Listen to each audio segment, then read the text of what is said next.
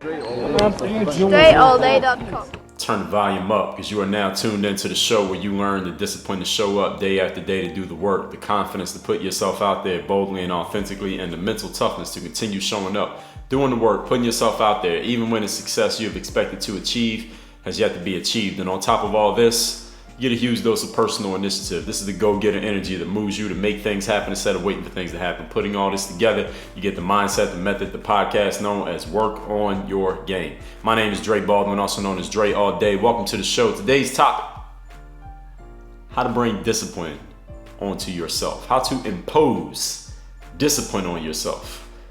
This episode seems kind of, I don't know, if that topic just feels kind of cold. Even when I was writing that down, that feels kind of cold. It's a cold topic, right? How to impose discipline on yourself. I don't know, Dre.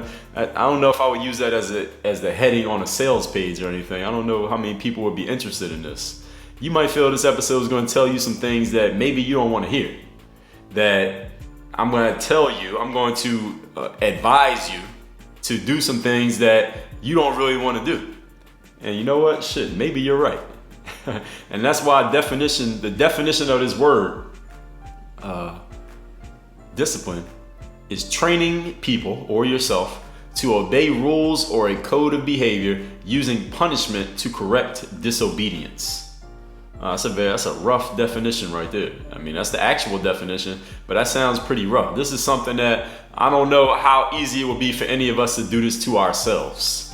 But that's why we're talking about it, because it doesn't seem too easy, doesn't seem too fun, it doesn't seem no rainbows and puppy dogs and sunshine. But I want you to understand that discipline is what creates confidence. I think if you ask people, hey, do you want more discipline in your life? Some people would chuckle and say yes, but do you want someone to impose discipline on you? Most people would say no. But if I said you want somebody to give you a whole lot of confidence, almost everybody would say yes. When I asked people, I was doing a live stream once, 400 people. I said, if I could just help you with one thing mentally, not physically, but one thing internally with you and take it to any level you want, what would it be? Everybody's answer was confidence. Everybody wants to be more confident. Everyone wants to have a higher level of self-esteem. Everyone wants to have a healthier self-image. Everyone wants to believe in themselves more. And most people believe that they had a higher level of confidence, they would probably do more, try more, and achieve more. And you know what? Everybody's right. Here's the thing though. Creating confidence is rooted in discipline. The foundation of confidence is discipline. The more disciplined, and I did a whole episode on this exact topic, by the way, at DreAllDay.com/podcast. The more disciplined you are in your actions, the more reason you have to believe in your ability to do certain things. And this could be in playing a sport. This could be in the way that you see yourself. This could be in selling a product. This could be in performing, and anyone who's in any type of performance art, in anything that you do, the more discipline you apply to your craft, the more confidence you will have in your ability to execute your craft. I mean, it's just simple enough. And all of life is a craft. So any area of life where you want to be more confident, all you need to do is apply more discipline. And I got a course called 30 Days of Discipline that'll teach you how to do that. Is at DreAllDay.com/30. You can take a look at that when this episode's over. So today's topic again is how to bring discipline upon yourself. Now this discipline that I'm talking about here today, we're not doing it just to do it.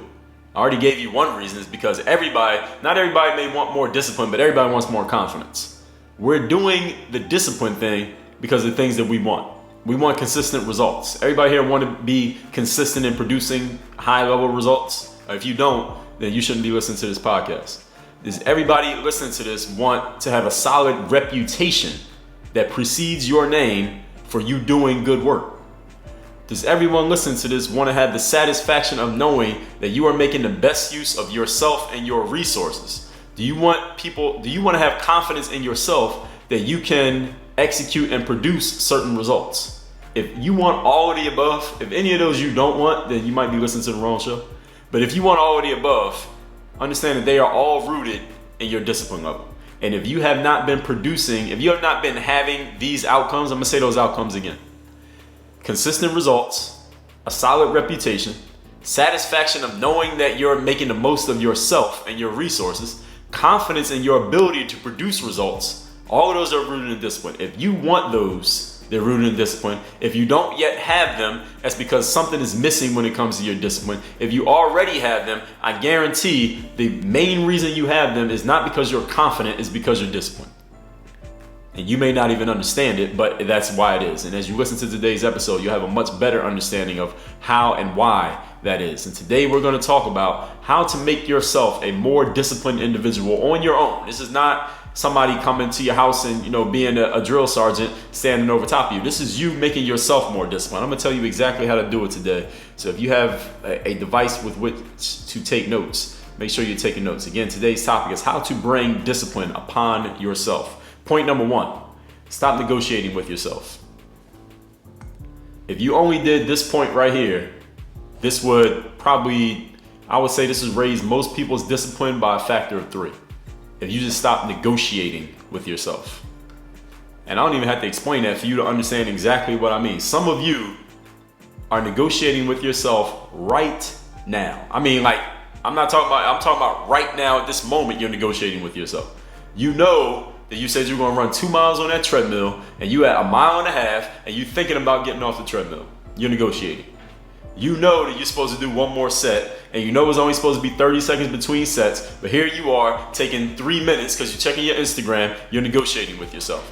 You know that you're not supposed to be checking your phone before you go to sleep, at least for an hour before you go to sleep, and look at you on your phone checking email 5 minutes before you go to bed. You're negotiating with yourself. Your alarm clock went off. You didn't get out of bed. You're still laying there checking your social media feeds. You're negotiating with yourself. Negotiating with yourself is when you know there's something you're supposed to do, but because you're the only one who made the commitment to you, you bullshit yourself because nobody else is going to know about it. That's negotiating with you.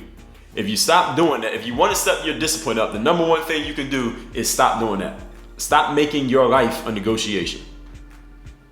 Now, some of us were lucky. Some of you were like me and you're lucky.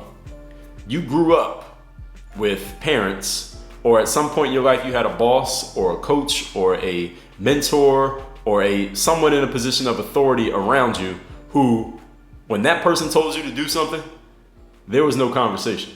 All right, let alone negotiation. There was no conversation. All right, negotiation is a level higher than a conversation. There was no back and forth. All right, there was no dialogue whatsoever. All right, and some of you know exactly what I'm talking about. No back and forth. No, I don't want to. No, I don't feel like it. No, how about I do it in 5 minutes? It was that person told you to do something, you did it. Didn't matter how you felt. Didn't matter if you were tired. Didn't matter if you did it yesterday. Didn't matter that nobody else had to do it. There was no dialogue. You just did it. Simply stated, man, all you need to do if you want to step your discipline up is respect your own word the way that you respect or respected that person's word. So that coach or that religious leader or that parent or that boss or that teammate or that spouse or whoever it was or is, that when they tell you to do something, you do it with no conversation, no trivia, no negotiation. All you gotta do is respect your own word the exact same way. What's stopping you from doing that? Show yourself the same respect that you show that person. That's basically what I'm saying here. See, you didn't negotiate with them because you had so much respect for their word and maybe so much respect for the possible consequences and repercussions that would happen if you didn't respect their word, that you just didn't even bother finding out what those repercussions would be. All you gotta do is do the same thing with yourself. You don't have to worry about the repercussions because there won't be any, because you're gonna do what you told yourself you're gonna do. Right? When you decide to do something, then take an action that makes that commitment real. Deciding to do something is not writing it down, is not talking about it, is not saying it over and over again to yourself. It's taking an action that makes that commitment real to the point that now you're committed, because that action basically cut off any other option. That's what a decision is. Not negotiating with yourself means when you're sleeping and the alarm clock goes off, you get your ass out of the bed. I told you the story of I was speaking to a woman who was saying, I want to work out before I go to work in the morning, but the problem is I have trouble getting up early to work out. And I said to her, I can help you with that. She said, sure. I said, okay. What time would you need to wake up in the morning in order to get your workout in before you go to work? She said, I would need to get up at about 6:15 a.m. I said, okay, here's what you do. Write this down. Step number 1, set your alarm clock for 6:15 a.m. Step number 2, when the alarm clock goes off at 6:15 a.m., get your ass up and go to the gym. That's it, done. Now pay me for my consultation. When you are not negotiating with yourself, once you decide you're going to do something, it's done. When I decided I was going to clean up my eating, this was back in 2013. This woman that I knew, she had sent me like basically a cheat sheet of all the types of foods that I needed to have in my diet and the types of stuff that I needed to get rid of. Because she was really passionate about this stuff. So she wrote it down for me. I remember I had it saved as like in a notes app on my iPhone. And I went to my kitchen and I took all the junk. I had just bought a couple boxes of cereal, you know, Frosted Flakes, some Fruit Loops, some Honey Nut Cheerios. Those are some of my favorite cereals. Frosted Flakes are my favorite. But I took all that cereal, I had all this Gatorade, and my trainer Maria had always told me, you don't need to be drinking all that Gatorade because there's too much sugar in it. You only really need water. And she told me that, but I had never really listened to her. But after I got this cheat sheet about putting junk in my body, and I decided, keyword, that I was done with the junk, I took all that stuff back to the grocery store. And down here in South Florida, the grocery store is called Publix. I went to Publix and took all that stuff back. I had like an $80 gift card at the Publix because I took all this stuff back to the store. Every back and forth, understand this. Every time you have a back and forth in a negotiation with anyone, whether it's yourself or somebody else, you're adding time to a situation, right? Because if you're negotiating a contract with someone, they make you an offer. They say, all right, we'll give you $10. And you come back and say, no, I want 20. And they come back, well, how about 12? And you say, well, how about 18? Now you're negotiating. Every time you go back and forth, there's more time that it takes for whatever's going to happen to actually happen. Maybe nothing's going to end up happening. That stagnation, that hesitation, that fear, that adds on time. And here's the problem with adding on time. We ain't got infinite time. All right, we're on the clock. So when we're talking about negotiating with ourselves, all we're doing is adding time to a decision that we should have made a long time ago. Look, we don't have time to waste. We don't have time to waste in negotiation with ourselves. Now, maybe in negotiation with another person, because you can't control another person. You can control you though. So there shouldn't be a negotiation with you. You decide what you're going to do, you do it. If it turns out that the thing you decided on was the wrong thing, change it and do the other thing. And if that's wrong, change that and do the other thing. And if that's wrong, change that and do the other thing. That's what we talked about in yesterday's episode. When you find out that your plan is the wrong plan, when your strategy is faulty, alter the plan, alter the strategy, and do the thing that does work if the thing that you were doing is not working. Once you realize it's not working, change it and keep moving. But there doesn't need to be a whole bunch of time in the situation. You don't need to be hemming and hawing and going back and forth with yourself. Other people waste enough of our time that we don't need to be wasting our own. Point number 2. Today's topic is how to impose more discipline on yourself. Make a plan. We talked about this in yesterday's episode about having a plan. Make a plan. Do you know why many people have trouble being disciplined? Actually, when I say many people, actually a good majority of people listen to this right now. So let's just talk about you. You know why you have so much trouble being disciplined? It's because you have no idea what the hell you're doing. That's why you can't be disciplined. You can't be disciplined, you don't know what you're doing. Okay? Meaning, many people have no idea where to begin. They have no idea where to end. They have no idea what their process is. If you ask them, what is your process? They couldn't answer the question because they don't know what their process is. They never even thought about having a process. Where do you begin? They don't know. Where do you end? They don't know. How much work do you have to do before you're done? They have no idea. Therefore, you don't know what's working. You don't know what's not working because there's no plan being followed. So how could you possibly know what's working or not? Understand that a plan, ladies and gentlemen, does not need to be this elaborate, Six Sigma process. All right. A plan doesn't need to be elaborate. All right. Plan doesn't need to be, what is the thing people make? A mind map where you got like the boxes and the lines connected it and the circles over here and they all different lengths. I fucking hate those. I don't make those myself. Okay. All I do is just write it down. A simple headline, some bullet points, 1, 2, 3 numbered list. That's the way I make my plans. Okay. I'm not an artistic person. I like my things to be straight line, analytical, logical. That's just the way that I think. What do they call that? Left brain, right brain, whatever that is. That's what I am. All right, so your plan doesn't need to be elaborate. All right, I made a plan for how I was going to start my day.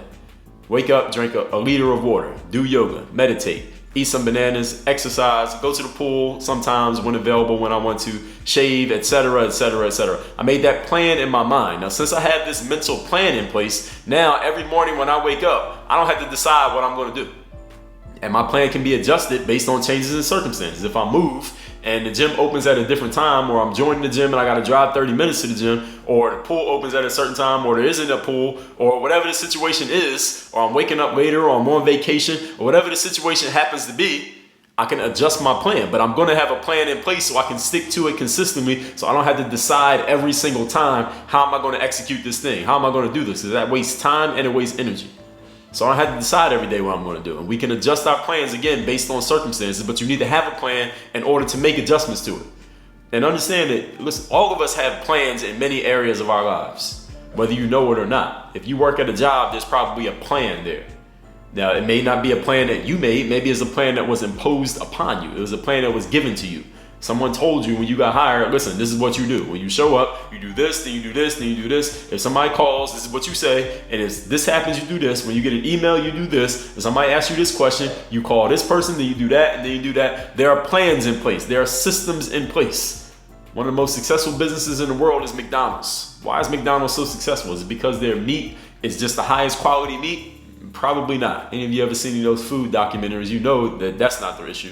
Is it because their fries are just these perfect, golden, genuine potatoes? Probably not. If you've seen the documentary Super Size Me, and you saw what the guy running that documentary named Morgan Spurlock, you saw the experiment he did with McDonald's fries. When he left the fries sitting on the counter for 30 days, and he came back to look at the fries. I'm not going to spoil it. For those of you who haven't seen that documentary, go watch it so you can see what happened to the fries after they sat out on the counter by themselves, untouched, for 30 days. What happened to the McDonald's fries? I'm telling you that not to bash McDonald's, but to tell you McDonald's is not successful because of the quality of their food. McDonald's is successful because they created a plan, a system that anybody can work. It is a foolproof system. You, I, anyone could go work at McDonald's, and by the end of the day, be doing our job perfectly, and we can't mess it up because the system is so rigid. It's so set in a good way that even a caveman can do it. That discipline is what makes McDonald's successful. You can create the same discipline for yourself, and you can have even better material within than McDonald's has. Imagine that. Now, how you going to get it to scale at McDonald's that's a whole different conversation.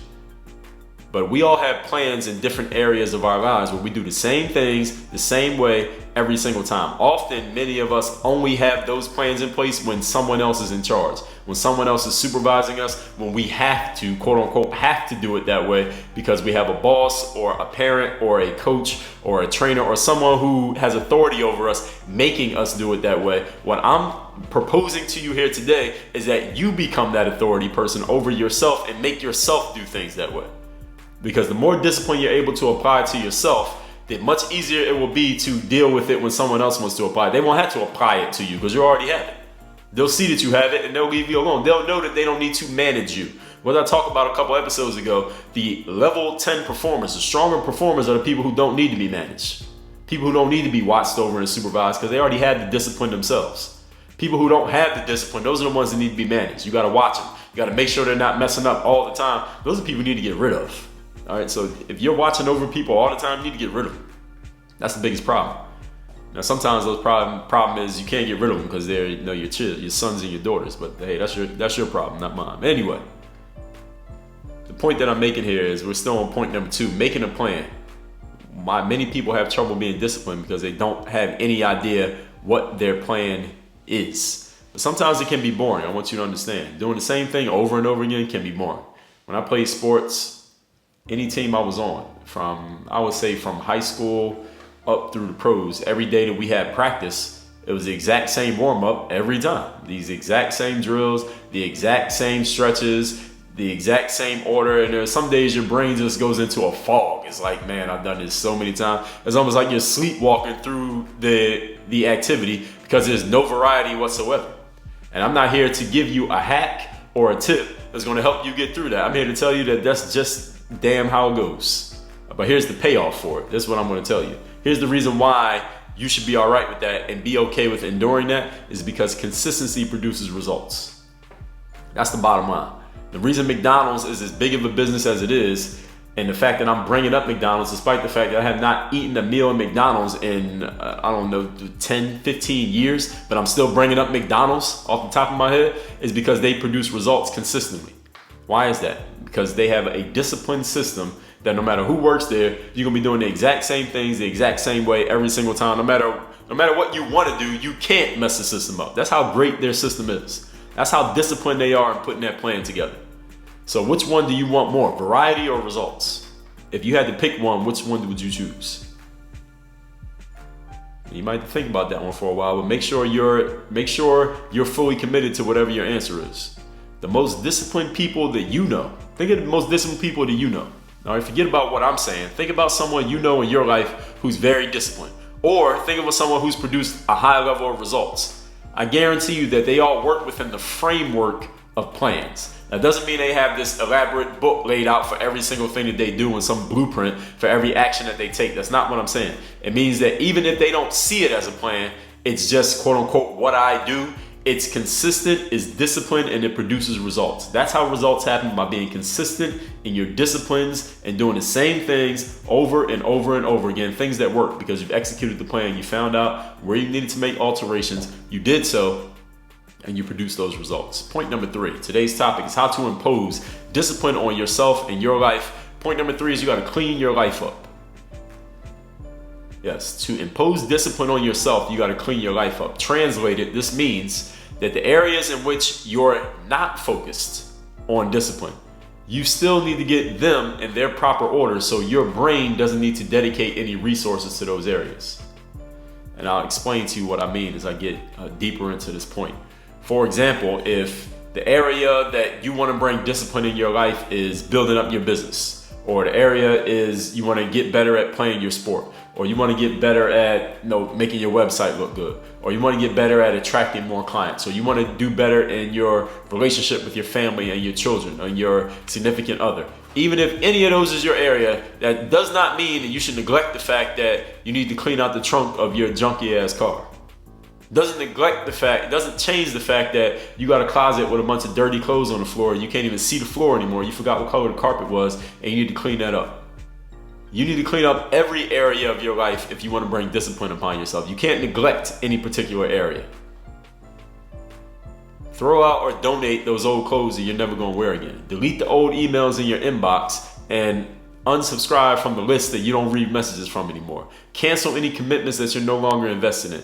Understand that discipline can't be spot trained. And I'm going to do a whole episode on this coming soon about people who think they can spot train discipline. You know what spot training is? It's like when you want to get good at this one area. So you say, I'm just going to focus on this one area and just neglect everything else. It doesn't work, because the areas in which you neglect, they will leak into the area that you're trying to make better. Then the area that you're trying to make better doesn't get better. And you're like, what's wrong with my process? Nothing's wrong with your process. The problem is you're neglecting other areas, and they're not going to let you neglect them. They're not going to allow themselves to be neglected, because everything is connected. So when I say clean up the areas that you're not focused on discipline, you need to free up brain space and psychic energy for them. That means any area of your life in which you're not paying attention, in which you're not focused, you're not disciplined, you're not doing the things that you need to be doing, your subconscious mind, if not your conscious mind, knows about it.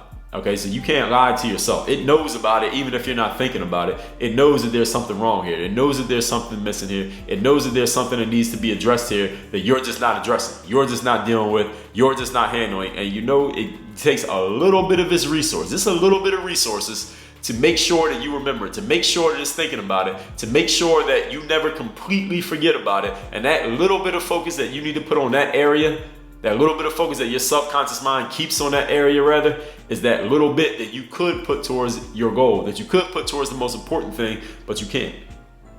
And that little tiny bit, that little small percentage could be the difference between winning and losing. That could be the difference between first place and second place. That's why you got to clean everything up. And I'm going to do a whole episode on this, making sure that your discipline is applying to everything and not just one particular thing. So when you look at the areas, because when I bring up this topic of discipline, usually people think of a particular area. I need to be more disciplined in going to the gym, or I need to deal with people in a more nice way, or I need to step up my communication game, or I want to do better in my business and forget everything else. You cannot neglect the other things when you're focusing on the main thing. Yes, the saying is keep the main thing the main thing. It doesn't mean everything else just disappears because you decided it's the main thing. Now, if I decide as a basketball player that I'm going to focus on my outside shooting, that doesn't mean I can neglect playing defense or grabbing rebounds or passing. Because if I play against a team that takes away my ability to shoot those outside shots, who am I? Now I'm just a bum who can't do anything. And as I talked about in the previous episode, they're going to play me off the floor because I'm not bringing anything to the table besides shooting. But now I can't even do that thing. So understand that you don't want to have any holes in your game, so to speak. And in your life, you don't want to have any holes in your game, because those holes in your game, everything that you work for is going to leak out and drip out of that one empty hole that you decided or neglected to cover up, that you neglected to take care of. That's why you got to clean everything up. To bring discipline upon yourself, you can't just leave these areas just completely unattended to. And look out for the episode where I'm going to talk about that in more detail. Let's recap today's topic, which is how to bring discipline upon yourself. Point number 1, stop negotiating with yourself. This is the most important point here. Some of us were lucky enough to be blessed with a parent or a coach or a boss or somebody who, when they told us to do something, there was no conversation, no dialogue, no back and forth. We just did it. And simply stated, to be disciplined, all you got to do is show yourself the same respect that you showed that person. So when your alarm clock goes off, get out of bed. When you decide that you're not going to do anything anymore, stop doing it. When you decide that it's time to take an action, take that action and commit yourself to the action without thinking about it and without going back and forth in your mind with yourself. Point number 2, make a plan.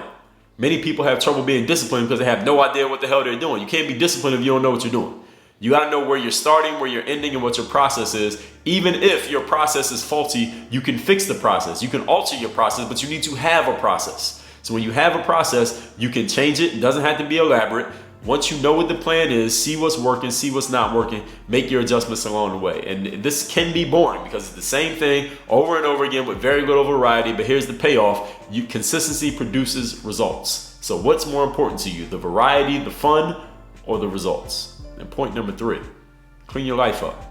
In other words, you can't leave just gaping holes in your life while you focus on one thing and just say, you know what, forget everything else. I'm just going to focus on this, because everything you create in that one bucket that you're focusing on is going to overflow and is going to fall right out of the bottom of all the other buckets that you decided to neglect or you chose to not pay attention to. Understand that everything has to be cleaned up. Doesn't mean you got to be spectacular at everything, but it means you got to clean everything up. Anything that you ignore is going to get bigger and bigger in your life when it comes to your personal things that you deal with or things that you don't deal with. Now, outside of yourself, whatever you ignore is going to go away. But if you ignore something within yourself, it's not going away. It's just going to get bigger and worse, and it's going to keep making noise until you have no choice but to listen to it. You ever known a person who was really good in some area of their life, they never took care of their health? Or their health didn't just go away, or at least not in that way. At least the health problems, let's say, didn't just go away. Eventually you got to a point where it was making so much noise that they couldn't focus on anything else. They had to focus on their health. And the doctor said, okay, if you don't put any more time into this health, you ain't going to be around to do anything else. You understand what I'm saying? You can't spot train your discipline. So if you're going to be disciplined, it needs to apply to all of your life. That doesn't mean you're going to be amazing at everything, but it does mean you need to be disciplined in everything. And I'm going to explain exactly what that means. Maybe I'll do that in the next episode. We'll see. Stay tuned. Make sure you subscribe. Now, what's going on in the game group? Discipline is the name of the group. This group is all about discipline that creates strategies that produces results. So if you're looking for consistent outcomes, if you're looking for consistent actions, if you're looking for a way that you can know that you're doing the right thing, that you have a strategy and a plan in place that's going to produce results, and even if it doesn't produce results, you know what's working and what's not working in that plan, so you know where to make adjustments so that you can get to the results. So you're not just haphazardly just doing random things and hoping something works. If that's what you're looking for, then the game group is the place that you need to be. Get all the information on the game group at dreallday.com/game group. Work on your game. dreallday.com.